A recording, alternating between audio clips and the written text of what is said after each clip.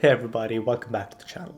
In this video, I want to talk about a new video that I actually watched, which was a lecture delivered by Richard Hamming, one of the pioneers in computer science.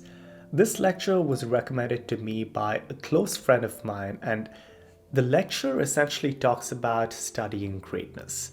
So in this video, because one of my pet projects has been to study successful people and greatness and learn a lot about how can we also improve our lives from a professional perspective, a personal perspective, and an emotional perspective as well.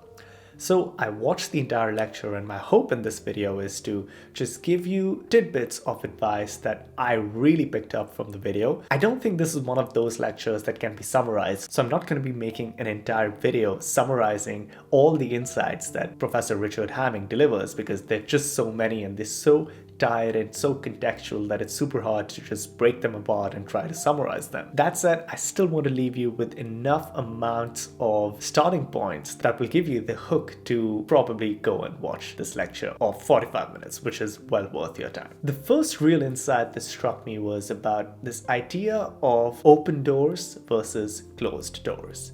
So he talks about this idea that in universities, when professors are doing their research, most of them are sitting in their offices, and there are some people who work with their doors open and some people who work with their doors closed. He noticed that the people who would work with their doors closed would work as hard as people who would work with their doors open.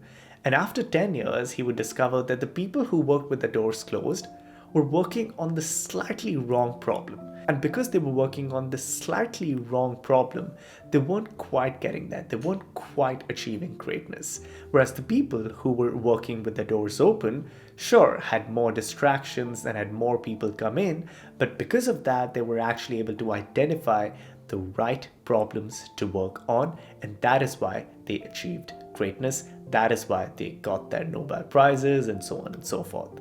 And so this entire idea of having your doors open versus having your doors closed really got me thinking about this concept of mental models and how we interpret the world.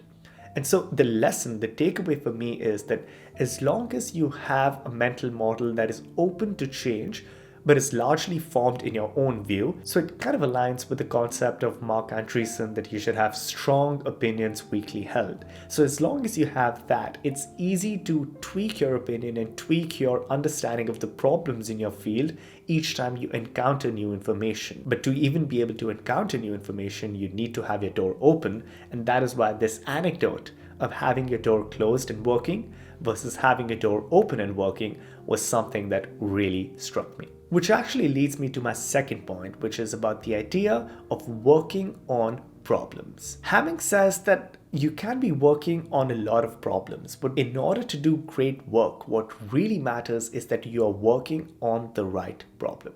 And how that actually comes about is by a constant series of iterations of just having a list of problems that you want to be working on, and then verifying and hashing that list out with the experts or the scholars in your particular field. And the main quote that really struck me on how you can do great work is this idea of how you actually work on problems. And Hamming says that the person who is working on the right problem at the right time in the right way counts. That's it. So as long as you have identified the right problem in your field, which could be literally anything, it could be medicine, law, technology, so on and so forth, that doesn't really matter. But as long as you're working on the right problem, which is relatively important or is going to be important in the next few years, at the right time, because you know that you should be working on a problem that will actually matter in a few years, not something that will just fade away soon, and in a right way, because you actually want to be making meaningful progress to actually solving those problems, that is what will count and nothing else. So just having that little framework from a bunch of anecdotes that Hamming talks about and his own empirical evidence was something that was extremely helpful. And the third idea that I'll just leave with you as a starting point is this idea of reading. You know, as knowledge workers or as people who just have to keep up with a lot of stuff, because there's just so much going on in literally every industry or every area of life. We often are faced with this choice of, oh my God, there's just so much to keep up with. There are just so many emails to do. There are just so many newsletters to read. How do I really get around to doing them and maintain my own original thinking? Hamming says that yes, you have to read. Reading is important because reading allows you those openings to actually tweak your mental models and to change your worldviews about the problems that you're seeing. But it's not the amount of reading that counts, it's how you read. Because he says that if you are just reading to find solutions, you'll probably not get far because you're not actually engaging with the material and you're not actually engaging your original thoughts. You're just reading other people's thoughts. And so he says that if you want to think new thoughts, do what other creative people do.